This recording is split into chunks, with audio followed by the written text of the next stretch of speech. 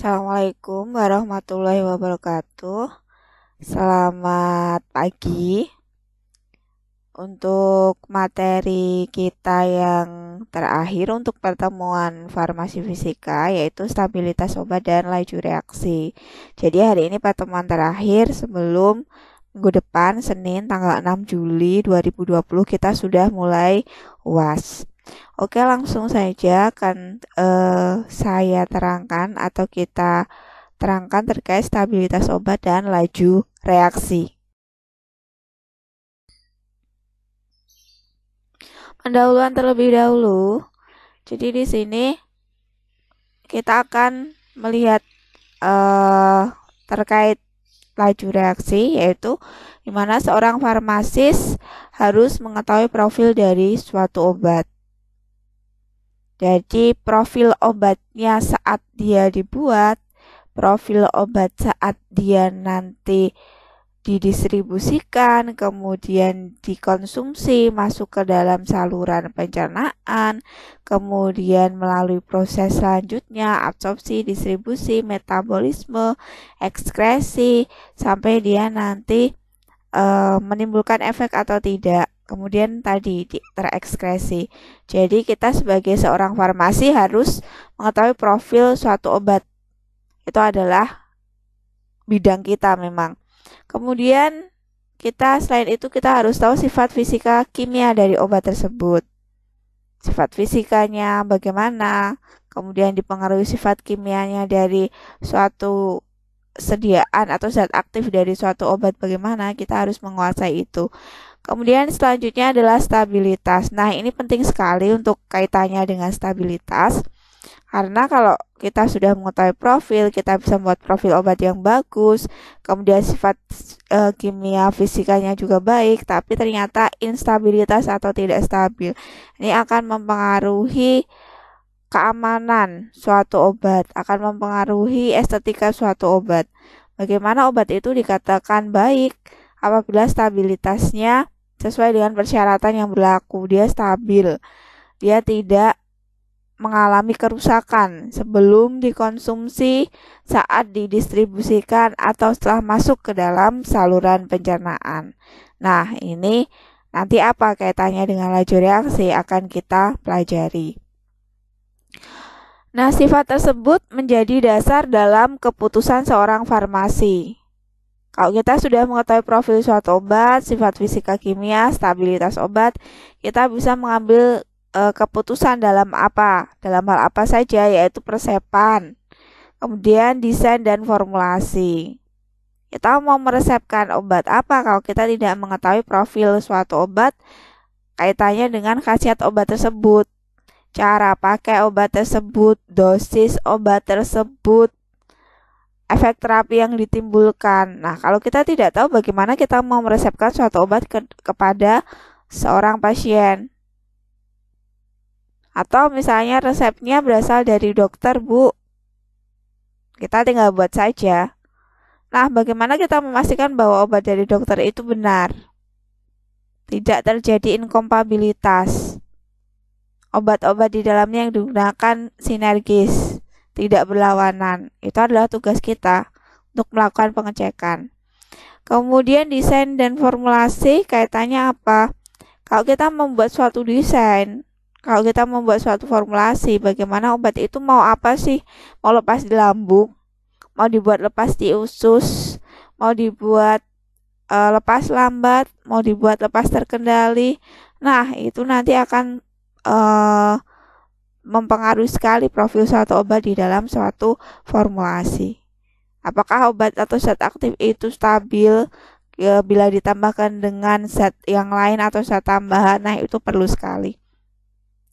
Kemudian selain itu, kinetika suatu obat menjadi dasar dalam menentukan waktu kadaluarsa dari suatu obat. Nah, pasti harus wajib kita menentukan waktu kadaluarsa atau expired date.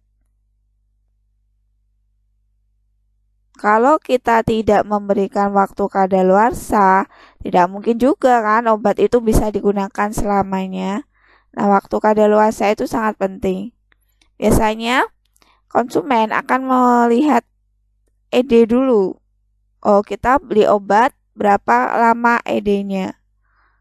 Tidak obat saja saya kira, tapi semua produk makanan itu memperhatikan ED. Kemudian farmasi harus menjamin obat stabil sampai tangan pasien. Nah, ini obat itu tidak hanya stabil saat pembuatan saja, tidak hanya stabil saat didistribusikan saja, tetapi harus stabil sampai di tangan pasien. Jadi obat itu harus memiliki keadaan yang sama setelah dia lolos QC dalam suatu perusahaan atau industri obat di mana obat itu dibuat sampai obat itu berada di tangan pasien. Harus sama. Oke, tujuan pembelajaran hari ini apa? Jadi harapannya adalah Anda mampu menguraikan pengertian dari orde reaksi. Kemudian menghitung persamaan kinetika reaksi mengikuti orde 0, orde 1, dan orde 2. Kemudian mahasiswa di sini juga diharapkan mampu menentukan orde reaksi menggunakan metode grafik, substitusi, dan waktu paruh.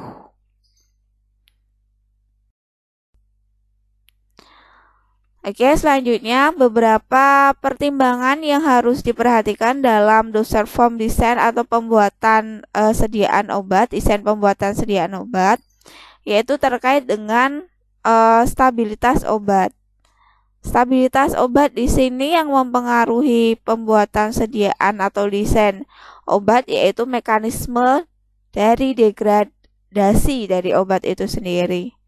Nah, kalau suatu obat itu mengalami degradasi, kemudian obat itu rusak, kita harus paham mekanisme degradasi atau mekanisme ketidakstabilan dari obat tersebut bagaimana. Supaya apa? Supaya nanti saat kita membuat formulasi, kita tidak melakukan kesalahan yang sama, mencari jalan keluar dari mekanisme of degradation ini. Supaya apa? Supaya obat yang kita buat itu stabil. Yang kedua, obat dan stabilitas dari produk obat.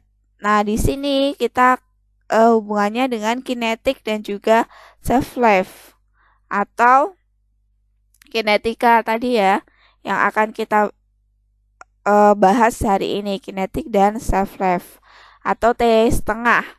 Kemudian rate reaction atau laju reaksi di sini juga penting terkait dengan stabilitas obat. Kemudian Hutten method atau dari Hutten method dari shelf life estimasi shelf life dari metode Hutten. Kemudian peningkatan stabilitas dari produk obat dan uji dari stabilitasnya itu bagaimana. Nah, ini yang perlu kita pertimbangkan. Laju reaksi di mana perubahan dari konsentrasi obat ini kaitannya dengan konsentrasi obat dengan waktu, with respect to time. Jadi yang akan kaitannya atau berhubungan dengan waktu.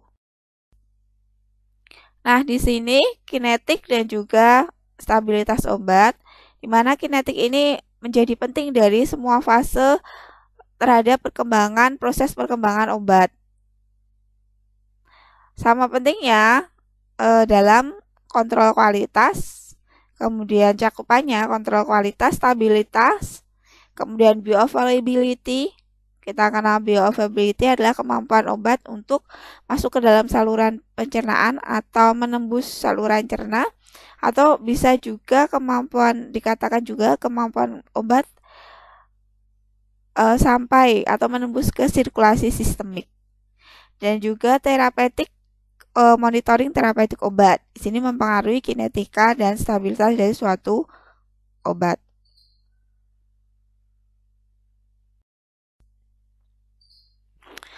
Kinetik suatu studi atau suatu ilmu yang dimana di sini kaitannya dengan kecepatan perubahan kimia dan juga tergantung dari kondisi konsentrasi dari reaktan, kemudian produk, dan juga bahan kimia lain yang mana dapat menyebabkan atau menjadi faktor dari yang disebabkan oleh pelarut, kemudian tekanan dan juga temperatur. Nah, di sini beberapa faktor yang menyebabkan terjadinya kinetik tadi ya, solvent, pressure, and temperature. Reaksi kinetik kita kenal, kita bagikan menjadi dua, yaitu order reaksi dan juga kecepatan reaksi. Mana di sini stabilitas dari farmasetikal membutuhkan, kita harus tahu bahwa dia membutuhkan laju reaksi dan dengan pengukuran reaction rate atau kecepatan reaksi yang memiliki fungsi sebagai konsentrasi dari degrading drug. Nah, di sini kita kenal laju reaksi dan reaksi order reaksi. Faktor-faktor yang mempengaruhi kecepatan reaksi, yang pertama adalah suhu, kemudian dielectric constant, kekuatan ion dari suatu zat aktif, kemudian efek dari pelarut yang digunakan, katalisis, dan juga light. Prinsip dan proses laju yang berkaitan. Yang pertama di sini ada 4 proses atau kaitannya dengan laju proses itu apa saja? Yang pertama stabilitas. Bagaimana stabilitas itu berkaitan dengan laju proses atau laju reaksi, yaitu di mana proses laju reaksi ini ternyata menyebabkan ketidakaktifan obat melalui penguraian obat, sehingga dapat menyebabkan khasiat dari obat itu hilang akibat perubahan fisik dan kimia. Nah, kita tahu perubahan fisik dan kimia dari suatu obat itu mengakibatkan stabilitas dari obat ini terganggu. Kalau obat itu mengalami perubahan fisik atau kimia, bisa saja terkait dengan instabilitas, bisa juga ini hubungannya terkait dengan obat itu masuk ke dalam sirkulasi sistemik. Pasti dia akan mengalami perubahan fisik dan juga kimia. Kemudian disolusi, kecepatan berubahnya obat dalam bentuk sediaan padat menjadi bentuk larutan molekuler. Nah, kemarin kita sudah belajar disolusi dan difusi ya. Coba dibuka lagi materi disolusi. Jadi di sini saat dia masuk ke dalam itu ya, yang saat mengalami proses disintegrasi dan degradasi kemudian terdisolusi. Silahkan dibuka lagi apa perbedaan disintegrasi, apa perbedaan deagregasi, kemudian bagaimana proses disolusi itu terjadi. Silahkan dibuka lagi nih materi sebelumnya yang sudah saya terangkan panjang lebar. Kemudian selanjutnya proses absorpsi, distribusi, dan eliminasi. Nah, ini kaitannya dengan farmakokinetika. Absorpsi, distribusi, dan eliminasi. Kemudian kerja obat pada tingkat molekuler. Bagaimana kerja obat dalam tingkat molekuler? Itu akan mempengaruhi proses laju reaksi yang berkaitan. Nah, di sini ada rumus laju atau kecepatan reaksi. Kita akan kenal A, kemudian B ditambah C, itu sebagai rumus dasar, di mana apabila B bertambah, C bertambah, otomatis A berkurang. Kita kenal dengan rumusnya minus A per dt, T itu adalah temperatur. Di mana laju reaksi ini sebanding dengan berkurangnya konsentrasi A seiring waktu. B dan C itu adalah laju reaksi, A adalah konsentrasi, di mana semakin tinggi laju reaksi, konsentrasinya akan semakin berkurang. Di mana bertambahnya ini konsentrasi B itu kalau laju reaksi bertambah, konsentrasi B dan C itu juga akan bertambah. Bertambahnya konsentrasi B seiring waktu. B dan C ralat konsentrasi ya, bukan laju reaksi. Reaksi kimia dapat dinyatakan sebagai laju penguraian reaktan atau laju pembentukan produk. Nah, ini nama lain dari reaksi kimia, kita bisa mengatakan laju pembentukan produk. Di mana reaksi kimianya misalnya A kecil, A besar, tambah B kecil, B besar, tambah seterusnya bisa C, D, E, F, G, tergantung berapa banyak suatu zat mengalami penguraian. Nah, di sini akan terbentuk suatu produk dari hasil penguraian hasil reaksi kimia tadi. Bisa juga terjadi penguraian reaktan. Pada orde reaksi adalah penjumlahan eksponen. Nah, ordenya itu adalah pangkatnya A plus B. Konstanta A kecil plus B. Orde terhadap A adalah A kecil, terhadap B besar adalah B kecil. Nanti ada orde selanjutnya C besar juga C kecil. Nah, itu adalah orde. Kita kenal sebagai orde reaksi. Oke, analogi laju reaksi. Misalnya calon sarjana farmasi, kalau Anda calon madya ya, AMD. Nah, di sini perjuangan, kita butuh, Anda kuliah butuh perjuangan, butuh darah, butuh air mata, butuh uang yang banyak, butuh meluangkan waktu yang banyak. Jadilah Anda sarjana farmasi atau jadilah Anda apoteker, jadilah Anda ahli madya. Nah, ini adalah analogi ke laju reaksi, di mana laju reaksi ini adalah kecepatan pembentukan sarjana farmasi dalam waktu tertentu. Nah, ini analogi kalau saya menganalogikan suatu laju reaksi itu seperti ini. Pembentukan Anda menjadi AMD dalam waktu tertentu.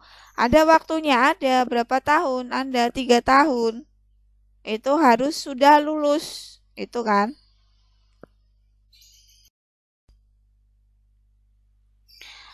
Oke, kita lanjutkan. Satuan ketetapan K pada orde reaksi. Itu kalian bisa baca ya, satuannya yang berbeda. Kalau orde 0, itu mol liter minus 1, sekon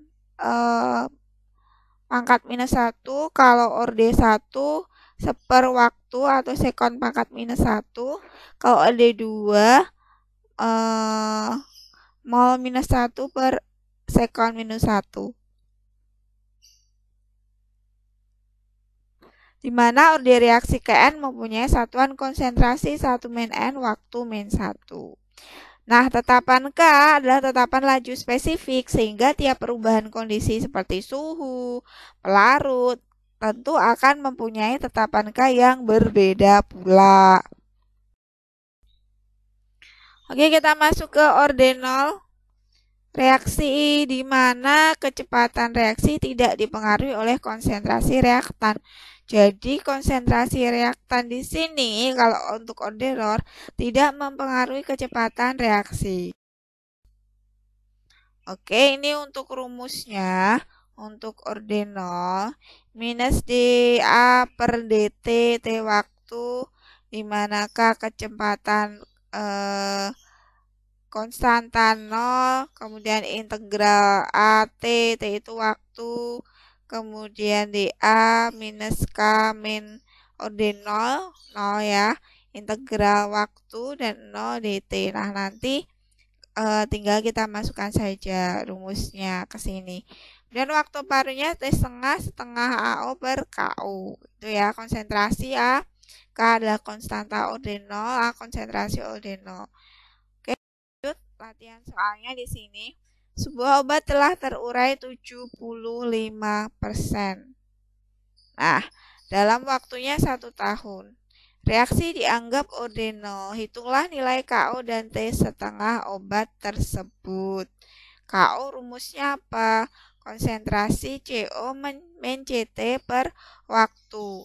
Kita tahu konsentrasi orde 0 100%, di mana obat itu telah terurai 75%. Berarti ada yang belum terurai 25%. Kita masukkan dibagi 1 tahun karena di sini ya jawabannya 75%.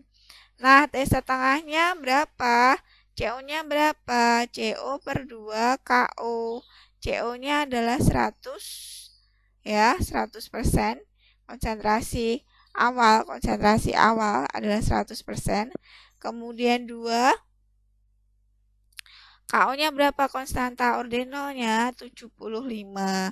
Jawabannya T setengahnya adalah 0,667 satuannya tahun, berarti 8 bulan. Orde 1, reaksi farmasetika yang sering terjadi seperti absorpsi obat dan degradasi obat. Nah, kecepatan reaksi ini dipengaruhi oleh konsentrasi reaktan. Nah, kalau untuk orde 1 rumusnya seperti ini ya, kita sudah memakai log. T setengahnya rumusnya 0,693 dibagi konstantanya. T90 0,105 dibagi konstantanya. Konstantanya rumusnya 2,303 per temperatur log konsentrasi awal per konsentrasi, atau konstanta sama dengan 2,303 per temperatur log A min X. Contoh soal lagi untuk orde 1. Larutan obat mengandung 500 unit ketika dibuat. Setelah 40 hari, berarti di sini waktunya 40 hari, dilakukan analisis kadar, ternyata konsentrasinya tinggal 300 unit. Konsentrasi CT. Bila reaksi penguraian berjalan pada orde 1, berapa lama obat akan terurai sampai konsentrasi 3,5 dari konsentrasi awal. Jadi diminta mencari T setengah. Oke, rumusnya 2,303 itu sudah rumus, dibagi T, T-nya berapa lama? 40 hari waktunya, dibagi log konsentrasi awal 500 unit, kemudian CT-nya tinggal 300 unit. Jadi 0,0128 per hari. Kemudian T setengahnya 0,693 dibagi K. K-nya berapa? Sudah ketemu tuh 0,0128. T setengahnya ketemu 54,3 hari. Oke, next. Ode 2, reaksi di mana terdapat dua reaktan yang berpengaruh dalam reaksi. Bagaimanakah orde 2? Nah, ini rumus orde 2. Jadi ada dua reaktan di sini. Oke, rumusnya dx per dt KAX BX. Nah, di situ lajunya rumusnya juga akan berbeda sekali dengan orde 1 dan orde 0, yang mungkin orde A1 dan orde 0 lebih sederhana. Oke, next. Oke, di sini kita akan mengenal seperkonsentrasinya, kemudian slope ya. Orde grafik orde kedua, kemudian di sini ada seperkonsentrasi sama dengan seperkonsentrasi awal ditambah KT. Slope-nya ini K, konstantanya. Nah, unitnya jadi K-nya menjadi rumus M pangkat minus 1 sekon minus 1, itu adalah satuannya. Nah, dimana K ini terpengaruh pada konsentrasi dari obat. T setengahnya berapa? Seper K. CO T 0,9 sama dengan 0,11 dibagi K, konsentrasi awal. Oke, metode penentuan orde reaksi ada 3 metode, yaitu metode substitusi, metode grafik, dan metode waktu paro. Metode substitusi ini di mana data yang terkumpul dari hasil pengamatan jalannya suatu reaksi disubstitusikan dalam bentuk integral dari berbagai orde reaksi. Jadi, datanya disubstitusikan ke dalam integral orde reaksi. Jadi, kalau ada orde reaksi 0, 1, dan 2, itu tentu akan berbeda metode hasil dari metode substitusi ini. Nah, jika metode ini atau jika menghasilkan konstanta yang konstan, maka reaksi dianggap berjalan sesuai dengan orde tersebut. Kalau K-nya konstan, dia berjalannya sesuai orde reaksi yang saat itu berjalan apa? Kalau orde 1 ya berarti 1, kalau orde 0 berarti 0, kalau orde 2 berarti berjalan sesuai dengan orde 2 tersebut. Ini adalah metode substitusi. Jadi yang berpengaruh adalah konstanta T yang dimasukkan ke dalam persamaan. Jadi kita perlu menghitung nih, konsentrasi awal berapa, konsentrasinya berapa, waktunya berapa untuk orde 0, orde 1 juga, ya kan? Orde 2 berapa? Tak perlu melakukan perhitungan. Nah, karena kita perlu menghitung, berpikir, oret-oret sebentar, metode ini memakan waktu. Ya, kalau datanya 1, 2, kalau datanya banyak, tentu kita akan membutuhkan waktu lebih banyak lagi untuk mendapatkan hasil. Metode grafik lebih praktis. Metode ini lebih cepat dan lebih tepat bila dibandingkan dengan metode substitusi. Contohnya di sini untuk orde 0 kita akan melihat grafik hubungannya konsentrasi dengan waktu. Kalau orde 1 grafiknya log konsentrasi dengan waktu. Kalau orde 2 adalah seper konsentrasi dengan waktu. Perbedaan dari grafik masing-masing orde. Nah, di sini kalau orde tadi ya ada orde 1 kaitannya dengan konsentrasi dan waktu, orde 2 log konsentrasi dengan waktu, orde 3 seperkonsentrasi ya, berlog konsentrasi, kemudian ada waktunya. Nah, di sini kalau metode grafik, kita memang perlu melakukan perhitungan, tapi perhitungan itu bisa secara sistematis masuk ke dalam grafik. Jadi akan ketahuan dari grafik yang tergambar di situ.